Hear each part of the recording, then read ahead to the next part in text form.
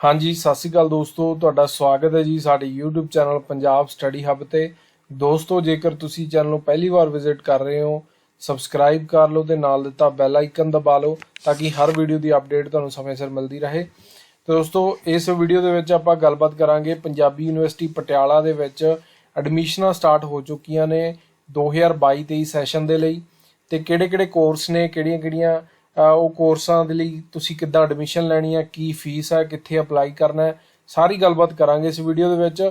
ਤੇ ਇਹ ਵੀਡੀਓ ਮੈਂ ਡਿਫਰੈਂਟ ਪਾਰਟਸ 'ਚ ਬਣਾਵਾਂਗਾ ਕਿਉਂਕਿ ਇੱਕ ਵੀਡੀਓ ਦੇ ਵਿੱਚ ਸਾਰਾ ਦੱਸਣਾ ਪੋਸੀਬਲ ਨਹੀਂ, ਕਿਉਂਕਿ ਕਾਫੀ ਤਰ੍ਹਾਂ ਦੇ ਕੋਰਸਿਸ ਨੇ। ਤਾਂ ਇਸ ਵੀਡੀਓ ਦੇ ਵਿੱਚ ਮੈਂ ਤੁਹਾਨੂੰ ਕੋਰਸ ਦੱਸਾਂਗਾ ਕਿ ਕਿਹੜੇ-ਕਿਹੜੇ ਕੋਰਸ ਨੇ ਜਿਨ੍ਹਾਂ ਦੀ ਐਡਮਿਸ਼ਨ ਜਿਹੜੀ ਸਟਾਰਟ ਹੋ ਚੁੱਕੀ ਹੈ। ਠੀਕ ਹੈ, ਨੈਕਸਟ ਵੀਡੀਓ ਦੇ ਵਿੱਚ ਉਹਨਾਂ ਕੋਰਸਾਂ ਦੇ ਬਾਰੇ ਆਪਾਂ ਡਿਟੇਲ ਦੇ ਵਿੱਚ ਜਾਣਾਂਗੇ, ਕਿੰਨੀ ਉਹਦੀ ਫੀਸ ਹੈ, ਕਿਵੇਂ ਤੁਸੀਂ ਅਪਲਾਈ ਕਰਨਾ ਹੈ, ਕੀ ਸਾਰਾ ਪ੍ਰੋਸੀਜਰ ਹੈ। ਠੀਕ ਹੈ, ਤੇ ਵੀਡੀਓ ਨੂੰ ਸ਼ੇਅਰ ਜ਼ਰੂਰ ਕਰ ਦਿਓ ਕਿਉਂਕਿ ਹੁਣ ਜਿਹੜੇ ਜ਼ਿਆਦਾਤਰ ਕੈਂਡੀਡੇਟ ਨੇ ਉਹ +2 ਪਾਸ ਕਰਕੇ ਨਿਕਲੇ ਆ ਸਕੂਲਾਂ ਦੇ ਵਿੱਚੋਂ ਜਾਂ ਫਿਰ +2 ਦੇ ਪੇਪਰ ਉਹਨਾਂ ਨੇ ਦਿੱਤੇ ਹੋਏ ਆ। ਠੀਕ ਆ, ਆਉਣ ਵਾਲੇ ਕੁਝ ਹੀ ਦਿਨਾਂ ਦੇ ਵਿੱਚ ਰਿਜ਼ਲਟ ਆ ਜਾਣਾ। ਹੋ ਸਕਦਾ ਜਦੋਂ ਤੱਕ ਤੁਸੀਂ ਇਹ ਵੀਡੀਓ ਦੇਖੋ ਜਾਂ ਤੁਹਾਡੇ ਤੱਕ ਪਹੁੰਚੇ ਉਦੋਂ ਤੱਕ +2 ਦਾ ਰਿਜ਼ਲਟ ਆ ਜਾਏ, ਜਾਂ ਫਿਰ ਕਿਸੇ ਨੇ ਗ੍ਰੈਜੂਏਸ਼ਨ ਕੰਪਲੀਟ ਕੀਤੀ ਆ, ਉਹ ਪੋਸਟ ਗ੍ਰੈਜੂਏਸ਼ਨ ਲਈ PU 'ਚ ਜਾਣਾ ਚਾਹੁੰਦਾ, PUP 'ਚ ਜਾਣਾ ਚਾਹੁੰਦਾ ਪੰਜਾਬੀ ਯੂਨੀਵਰਸਿਟੀ ਪਟਿਆਲਾ 'ਚ, ਤਾਂ ਉਹ ਕਿਹੜੇ-ਕਿਹੜੇ ਕੋਰਸ ਅੱਗੇ ਜੁਆਇਨ ਕਰ ਸਕਦਾ। ਤੇ ਇਹਦੀ ਇੱਕ ਪਲੇਲਿਸਟ ਬਣਾ ਦਾਂਗੇ ਪੂਰੀ, ਤੇ ਜਿਹੜੀ ਨੈਕਸਟ ਵੀਡੀਓ ਹੈ ਉਹਦਾ ਲਿੰਕ ਜਦੋਂ ਰੈਡੀ ਹੋਗੀ ਉੱਪਰ ਤੁਹਾਨੂੰ ਰਾਈਟ ਕਾਰਨਰ ਤੇ ਆਈ ਬਟਨ ਦੇ ਵਿੱਚ ਮਿਲ ਜਾਏਗਾ। ਤੇ ਦੋਸਤੋ, ਸਭ ਤੋਂ ਪਹਿਲਾਂ ਇਹਦੇ ਵਿੱਚ ਜਿਹੜਾ ਕੋਰਸ ਹੈ ਪੋਸਟ ਗ੍ਰੈਜੂਏਟ ਪ੍ਰੋਗਰਾਮਸ ਨੇ। ਠੀਕ ਹੈ, ਉਹਦੇ ਵਿੱਚ MA ਹੈ, MSc ਹੈ ਤੇ ਮਾਸਟਰ ਕੋਰਸਿਸ ਨੇ। ਠੀਕ ਹੈ, ਤਾਂ ਉਹ ਕਿਹੜੇ-ਕਿਹੜੇ ਨੇ? ਸਭ ਤੋਂ ਪਹਿਲਾਂ ਜਿਵੇਂ MA ਦੇ ਜਿਹੜੇ ਕੋਰਸ ਨੇ, MA ਦੇ ਵਿੱਚ anthropological linguistics and Punjabi language, defence and strategic studies, economics, education, English, fine arts, Gurmukh Sangeet, Hindi, history, Indian classical dance, journalism and mass communication, music, vocal, music instrumental, Persian, philosophy, political science, public administration, public policy and governance, disaster management, Punjabi, Punjabi honours, religious studies, Sanskrit, Sikh studies, social work, sociology and social anthropology, theatre and television, TV and film production, woman studies, human rights, psychology ते उर्दू। ਤਾਂ ਇਹ ਜਿਹੜੇ MA ਦੇ subjects ਨੇ, ਭਾਵ ਕਿ ਇਹਨਾਂ subjects ਦੇ ਵਿੱਚ ਤੁਸੀਂ MA ਕਰ ਸਕਦੇ ਹੋ, ਜਿਹੜਾ ਵੀ ਸਬਜੈਕਟ ਤੁਸੀਂ ਚਾਹੋ ਇਹਨਾਂ 'ਚੋਂ ਚੂਜ਼ ਕਰ ਸਕਦੇ ਹੋ। ਉਸ ਤੋਂ ਬਾਅਦ MSc ਦੇ ਨੇ। MSc ਤੁਸੀਂ ਕਿਹੜੇ-ਕਿਹੜੇ ਸਬਜੈਕਟਸ 'ਚ ਕਰ ਸਕਦੇ ਹੋ? MSc ਦੇ ਵਿੱਚ statistics, M.Com finance, M.Ed, M.Liv and information science, M.Ped, M pharmacy, applied mathematics and computing, mathematics, physics, applied physics, MSc honours biotech, MSc honours botany, chemistry, environmental science, forensic science, geography, human genetics, MSc honours microbial and food technology, sports science, zoology, master of physiotherapy ਤੇ MCA। ਤਾਂ ਇਹ ਜਿਹੜੇ MSc level ਦੇ courses ਨੇ। ਠੀਕ ਹੈ, ਜਾਂ ਤੁਸੀਂ ਕਹਿ ਸਕਦੇ ਹੋ MSc ਤੋਂ ਬਿਨਾਂ ਜਿਹੜੇ ਹੋਰ ਮਾਸਟਰ ਕੋਰਸਿਸ ਨੇ। ਠੀਕ ਹੈ, ਜਿਵੇਂ MCA ਵਗੈਰਾ ਆ ਗਈ, ਮਾਸਟਰ ਆਫ ਫਿਜ਼ੀਓਥੈਰੇਪੀ ਵਗੈਰਾ, MSc ਆਨਰਸ ਦੇ ਕੋਰਸ ਹੋ ਗਏ। ਠੀਕ ਹੈ ਜੀ। ਉਸ ਤੋਂ ਬਾਅਦ ਜਿਹੜੇ ਇੰਜੀਨੀਅਰਿੰਗ ਕੋਰਸਿਸ ਨੇ ਉਹਨਾਂ ਦੀਆਂ ਵੀ ਐਡਮਿਸ਼ਨਾਂ ਸਟਾਰਟ ਨੇ, ਜਿਹਦੇ ਵਿੱਚ BTech M.Tech ਦੇ ਕੋਰਸਿਸ ਨੇ ਜਾਂ ਉਹਦੇ ਲੈਵਲ ਦੇ ਨੇ। ਜਿਵੇਂ BTech ਦੇ ਵਿੱਚ ਕਿਹੜੀਆਂ ਇਹਦੇ 'ਚ ਅੱਗੇ ਟ੍ਰੇਡਸ ਨੇ, ਇਹਦੇ 'ਚ CSE ਹੈ ਜੀ, ਸਿਵਲ ਹੈ, ECE ਹੈ, ECM, ME ਹੈ। ਠੀਕ ਹੈ, ਇਹ BTech ਦੇ ਵਿੱਚ ਹੈ। ਤੇ BTech ਦੇ ਵਿੱਚ ਇੱਕ ਜਿਹੜਾ ਹੈਗਾ ਤੁਹਾਡਾ 6 years BTech ਹੈ ਪਲੱਸ MBA ਪ੍ਰੋਗਰਾਮ ਹੈ। ਠੀਕ ਹੈ, ਤਾਂ ਇਹ ਇੱਕ ਕੰਬਾਈਨਡ ਜਾਂ ਇਹਨੂੰ ਤੁਸੀਂ ਇੰਟੀਗ੍ਰੇਟਡ ਪ੍ਰੋਗਰਾਮ ਤੁਸੀਂ ਕਹਿ ਸਕਦੇ ਹੋ BTech ਦਾ। ਤੇ ਫਸਟ ਈਅਰ ਇਨ ECE ਔਰ CSE, ਤਾਂ ਇਹ ਇੱਕ ਕੋਰਸ ਹੈ। ਉਸ ਤੋਂ ਇਲਾਵਾ M.Tech ਦੇ ਜਿਹੜੇ ਕੋਰਸ ਨੇ, M.Tech ਰੈਗੂਲਰ ਹੈ, CSE ਕੰਪਿਊਟਰ ਇੰਜੀਨੀਅਰਿੰਗ ਹੈ, ECE ME civil transport engineering, M.Tech civil structural engineering regular and part time है। M.Tech artificial intelligence and data science. ਤਾਂ ਇਹ ਇੰਜੀਨੀਅਰਿੰਗ ਦੇ ਜਿਹੜੇ ਕੋਰਸਿਸ ਨੇ ਉਹਨਾਂ ਦੀ ਐਡਮਿਸ਼ਨ ਹੈ। ਉਸ ਤੋਂ ਬਾਅਦ ਜਿਹੜੇ MBA ਦੇ ਪ੍ਰੋਗਰਾਮਸ ਆ ਗਏ ਤੁਹਾਡੇ ਪੰਜਾਬੀ ਯੂਨੀਵਰਸਿਟੀ ਪਟਿਆਲਾ ਦੇ ਅਧੀਨ, ਜਿਹਦੇ ਵਿੱਚ MBA 2 years ਦੀ ਹੈ, MBA 1+1 degree with INSEEC France, ਭਾਵ ਕਿ 1 ਸਾਲ ਤੁਸੀਂ ਪੰਜਾਬੀ ਯੂਨੀਵਰਸਿਟੀ ਲਾਓਗੇ ਤੇ 1 ਸਾਲ ਤੁਹਾਡੀ ਜਿਹੜੀ ਪੜ੍ਹਾਈ ਆ ਉਹ ਫਰਾਂਸ ਦੇ ਵਿੱਚ ਹੋਏਗੀ, INSEEC ਇਸ ਕਾਲਜ ਦੇ ਅਧੀਨ। ਠੀਕ ਆ, ਅੱਗੇ ਜਿਹੜਾ MBA ਦਾ ਇੰਟਰਨੈਸ਼ਨਲ ਬਿਜ਼ਨਸ ਦਾ ਕੋਰਸ ਹੈ, MBA hospital health care management the, MBA 2 year school of management studies department the. For detail information ਜਿਹੜੀ ਅੱਗੇ ਉਹ ਮੈਂ ਤੁਹਾਨੂੰ ਅਗਲੀ ਵੀਡੀਓ ਦੇ ਵਿੱਚ ਇਹਦਾ ਦੱਸਾਂਗਾ। ਤੇ ਉਸ ਤੋਂ ਬਾਅਦ MBA financial market applied management ਦਾ, then MBA 2 year financial market applied management, then lateral entry 7 semester MBA media studies and entertainment. ਤਾਂ ਇਹ MBA ਦੇ ਵੇਰੀਅਸ ਜਿਹੜੇ ਕੋਰਸ ਆ ਗਏ। ਉਸ ਤੋਂ ਬਾਅਦ ਜਿਹੜੇ ਲੇਟਰਲ ਐਂਟਰੀ ਦੇ ਕੋਰਸਿਸ ਨੇ, ਠੀਕ ਹੈ, ਲੇਟਰਲ ਐਂਟਰੀ ਤੁਸੀਂ ਕਿੱਥੇ ਕਿੱਥੇ ਲੈ ਸਕਦੇ ਹੋ, ਕਿਹੜੇ ਕਿਹੜੇ ਕੋਰਸਿਸ ਦੇ ਵਿੱਚ ਉਹ ਆ ਗਏ। ਜਿਵੇਂ BTech ਦੀ ਲੇਟਰਲ ਐਂਟਰੀ ਹੁੰਦੀ ਹੈ ਤਾਂ ਉਹ ਤੁਸੀਂ ਲੈ ਸਕਦੇ ਹੋ CSE civil EC ECM ME ਦੇ ਵਿੱਚ। BTech ਜਿਹੜਾ 6 years BTech plus MBA programme ਹੈ ਉਹਦੇ 'ਚ ਤੁਸੀਂ ਲੇਟਰਲ ਐਂਟਰੀ ਲੈ ਸਕਦੇ ਹੋ to second year in CSE civil EC ECM ME ਦੇ ਵਿੱਚ, ਠੀਕ ਹੈ। ਤੇ MA honours school in economics ਦੇ ਵਿੱਚ ਤੁਸੀਂ ਲੈ ਸਕਦੇ ਹੋ lateral entry in 4th year of FYIC ਦੇ ਵਿੱਚ। ਤੇ MCOM honours FYIC 4th year lateral entry ਤੁਸੀਂ ਲੈ ਸਕਦੇ ਹੋ।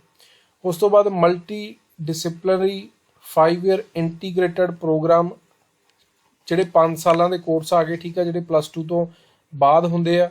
ਐਗਜ਼ਿਟ ਆਫਟਰ 3 ਈਅਰ, 3 ਸਾਲ ਤੋਂ ਬਾਅਦ ਤੁਸੀਂ ਐਗਜ਼ਿਟ ਵੀ ਉਹਦੇ 'ਚ ਲੈ ਸਕਦੇ ਹੋ।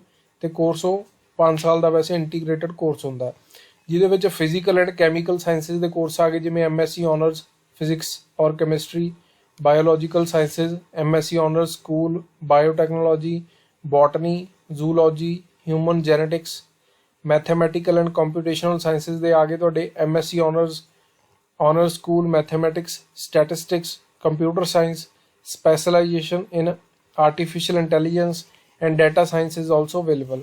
ਉਸ ਤੋਂ ਬਾਅਦ ਤੁਹਾਡੇ ਸੋਸ਼ਲ ਸਾਇੰਸ ਦੇ ਕੋਰਸ ਆ ਗਏ, ਜਿਹਦੇ ਵਿੱਚ MA honours economics, history, pol science, psychology, public administration, philosophy, sociology. ਤਾਂ ਇਹ ਵੀ ਤੁਹਾਡਾ ਇੰਟੀਗ੍ਰੇਟਡ ਇੱਕ ਕੋਰਸ ਹੈ। ਤੇ ਲੈਂਗੁਏਜਸ ਦੇ ਕੋਰਸ ਨੇ ਅੱਗੇ MA ਦੇ, ਜਿਹਦੇ ਵਿੱਚ ਪੰਜਾਬੀ, ਇਹ ਭਾਵ ਕਿ ਆਨਰਸ ਦੇ ਕੋਰਸ ਨੇ ਤੁਹਾਡੇ ਪੰਜਾਬੀ, ਇੰਗਲਿਸ਼, ਹਿੰਦੀ, ਸੰਸਕ੍ਰਿਤ, ਉਰਦੂ, ਪਰਸ਼ੀਅਨ। ਉਸ ਤੋਂ ਬਾਅਦ ਪਰਫਾਰਮਿੰਗ ਐਂਡ ਵਿਜ਼ੂਅਲ ਆਰਟਸ ਦੇ ਇੰਟੀਗ੍ਰੇਟਡ ਕੋਰਸ ਨੇ, ਜਿਹਦੇ ਵਿੱਚ MA ਆਨਰਸ ਦੇ ਵਿੱਚ ਥੀਏਟਰ ਐਂਡ ਫਿਲਮ ਸਟੱਡੀਜ਼ ਦੇ ਆ ਗਏ, ਵੋਕਲ ਦੇ ਆ ਗਏ, ਮਿਊਜ਼ਿਕ ਇੰਸਟਰੂਮੈਂਟਲ ਦੇ ਆ ਗਏ, ਡਾਂਸ, ਫਾਈਨ ਆਰਟਸ, ਗੁਰਮਤਿ ਸੰਗੀਤ। ਤਾਂ ਇਹ ਸਾਰੇ ਤੁਹਾਡੇ ਇੰਟੀਗ੍ਰੇਟਡ ਕੋਰਸ ਹੈ। ਵੀਡੀਓ ਥੋੜੀ ਲੰਬੀ ਜਾ ਰਹੀ ਹੈ ਦੋਸਤੋ, ਬਟ ਜਿਹੜੀ ਇਨਫੋਰਮੇਸ਼ਨ ਆ ਬਹੁਤ ਜ਼ਿਆਦਾ ਇੰਪੋਰਟੈਂਟ ਹੈ। ਤੇ ਇਹਦੇ ਵਿੱਚ ਮੈਂ ਤੁਹਾਨੂੰ ਇਹ ਵੀ ਦੱਸਾਂਗਾ ਅੱਗੇ ਕਿ ਕਿਹੜੇ ਕੋਰਸ ਤੁਹਾਨੂੰ ਅੱਗੇ ਕਿਹੜੀ ਜੌਬ ਦੇ ਲਈ ਤੁਸੀਂ ਕਿਹੜਾ ਕੋਰਸ ਕਰਨਾ, ਉਹ ਤੁਹਾਨੂੰ ਕਿਵੇਂ ਬੈਨੀਫੀਸ਼ੀਅਲ ਰਹਿਣਾ। ਉਸ ਤੋਂ ਬਾਅਦ ਤੁਹਾਡਾ ਬੈਚਲਰ ਇੰਟੀਗ੍ਰੇਟਡ ਪ੍ਰੋਗਰਾਮ ਆ ਗਏ ਆਫਟਰ +2, ਠੀਕ ਹੈ। ਇਹ +2 ਤੋਂ ਬਾਅਦ ਜਿਹੜੇ ਬੈਚਲਰ ਲੈਵਲ ਦੇ ਇੰਟੀਗ੍ਰੇਟਡ ਕੋਰਸ ਆ ਗਏ, ਜਿਹਦੇ ਵਿੱਚ bachelor of hotel management, bachelor of tourism and travel management, bachelor of journalism, mass communication and media technology, B pharmacy ਆ ਗਿਆ, physiotherapy BPT, Hindi for foreign students, Urdu for foreign students, ਤੇ ਤੁਹਾਡਾ BCom honours ਆ ਗਿਆ ਜੀ। ਦੈਨ ਫਿਰ ਤੁਹਾਡੇ integrated programme ਆ ਗਏ ਜਿਹੜੇ ਆਫਟਰ +2 ਨੇ, ਬੈਚਲਰ ਲੈਵਲ ਦੇ ਕਹਿ ਸਕਦੇ ਹੋ, ਜਿਹਦੇ ਵਿੱਚ MBA ਆ ਗਿਆ, FYIC financial market and applied management, MCom honours ਹੈ, ਠੀਕ ਹੈ। ਆਨਰਸ ਦੇ ਵਿੱਚ ਅੱਗੇ ਵੇਰੀਅਸ ਨੇ, ਠੀਕ ਹੈ, ਜਿਹਦੇ ਵਿੱਚ BCom + MCom ਦਾ ਇੰਟੀਗ੍ਰੇਟਡ ਕੋਰਸ ਆ ਜਾਂਦਾ, ਠੀਕ ਹੈ, ਇੱਦਾਂ ਕਰਕੇ ਆ। ਉਸ ਤੋਂ ਬਾਅਦ PG ਡਿਪਲੋਮਾ ਆ ਗਿਆ, ਠੀਕ ਹੈ ਜੀ, ਜਿਹਦੇ ਵਿੱਚ ਪੋਸਟ ਗ੍ਰੈਜੂਏਟ ਡਿਪਲੋਮਾ ਜਾਂ ਸਰਟੀਫਿਕੇਟ ਕੋਰਸ ਆ ਜਾਂ ਸਪੈਸ਼ਲਾਈਜ਼ਡ ਕੋਰਸਿਸ ਨੇ। ਤੇ ਉਸ ਤੋਂ ਇਲਾਵਾ ਹੋਰ ਕਿਹੜੇ ਕੋਰਸ ਨੇ PG ਡਿਪਲੋਮਾ ਲੈਵਲ ਦੇ, ਤਾਂ PG ਡਿਪਲੋਮਾ ਦੇ ਵਿੱਚ ਕਿਹੜਾ ਆ ਜਾਂਦਾ ਤੁਹਾਡਾ yoga, Hindi, journalism, woman and child development, counselling, psychology, leadership and governance, child development and counselling, health fitness trainer, Sikh theology, human rights and duties, folk music and Sufi music, folk dances of Punjab, translation, diaspora studies, Punjabi literary creative writing, social impact assessment, genetic counselling. ਤਾਂ ਇੱਕ ਚੀਜ਼ ਮੈਂ ਹੋਰ ਦੱਸ ਦੇਵਾਂ ਕਿ Punjabi university 'ਚ ਇਹੋ ਜਿਹੇ ਕੋਰਸਿਸ ਨੇ ਜਿਹੜੇ ਤੁਸੀਂ ਕਾਫੀ ਜਣਿਆਂ ਨੇ ਤਾਂ ਹਾਲੇ ਸੁਣੇ ਵੀ ਨਹੀਂ ਹੋਣੇ, ਠੀਕ ਆ। ਜਿਹੜੇ ਵੀ ਵੀਡੀਓ ਤੁਸੀਂ ਦੇਖ ਰਹੇ ਹੋ ਤਾਂ ਬਹੁਤ ਯੂਨੀਕ ਕਿਸਮ ਦੇ ਇੱਥੇ ਕੋਰਸਿਸ ਨੇ, ਜਿਨ੍ਹਾਂ ਬਾਰੇ ਤੁਸੀਂ ਜਾਣ ਸਕਦੇ ਹੋ ਕਿ ਕੀ ਇਹਦੇ 'ਚ ਸਟੱਡੀਜ਼ ਨੇ, ਅੱਗੇ ਜਾ ਕੇ ਤੁਹਾਡਾ ਫਿਊਚਰ ਇਹਨਾਂ ਕੋਰਸਿਸ ਦੇ ਵਿੱਚ ਕਿੱਦਾਂ ਤੁਸੀਂ ਬਣ ਸਕਦੇ ਹੋ। ਜਿਵੇਂ ਹੈਲਥ ਫਿਟਨੈਸ ਟ੍ਰੇਨਰ ਦਾ ਇੱਕ ਕੋਰਸ ਹੈ, ਠੀਕ ਹੈ, PG ਡਿਪਲੋਮਾ ਕੋਰਸ ਹੈ ਇਹ। ਤਾਂ ਅੱਜ ਕੱਲ੍ਹ ਤੁਸੀਂ ਦੇਖਦੇ ਹੋ ਸੋਸ਼ਲ ਮੀਡੀਆ 'ਤੇ ਫਿਟਨੈਸ ਟ੍ਰੇਨਰ ਨੇ ਜਿਹੜੇ ਵੱਖਰੀਆਂ ਆਪਣਾ ਵਰਕਆਊਟ ਦੇ ਰਿਗਾਰਡਿੰਗ ਤੁਹਾਨੂੰ ਦੱਸਦੇ ਨੇ, ਠੀਕ ਹੈ, ਟ੍ਰੇਨਿੰਗ ਵਗੈਰਾ ਦਿੰਦੇ ਨੇ।